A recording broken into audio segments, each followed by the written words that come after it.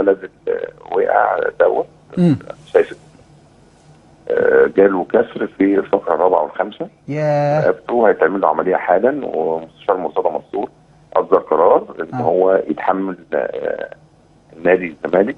والله دي حاجه، والله دي حاجه محترمه. والله يعني دي حاجه محترمه. جاله جاي لي الدكتور بتاعنا ايمن فريد كلمني.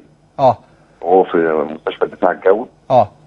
وهيتعمل له عمليه كمان ربع ساعه. لا حول ولا قوه الا بالله. انا قريت قبل ما ادخل انه اصيب بشلل رباعي.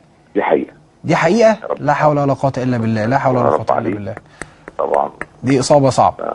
دي اصابه صعبه جدا. ان شاء الله تعمل عمليه دلوقتي والسلامه كده. هو بيعملها فين؟ بيعملها فين يا كابتن؟ القوات الجويه. القوات الجويه. لا دي حاجه كويسه ان شاء الله باذن الله. ان شاء الله باذن الله. ان شاء الله باذن الله. وكويس ان نادي الزمالك الحقيقه برضه بيتحمل تكلفه بالكامل. ده موقف حقيقه محترم من رئيس نادي الزمالك، وموقف انساني لابد من الاشاره اليه. طيب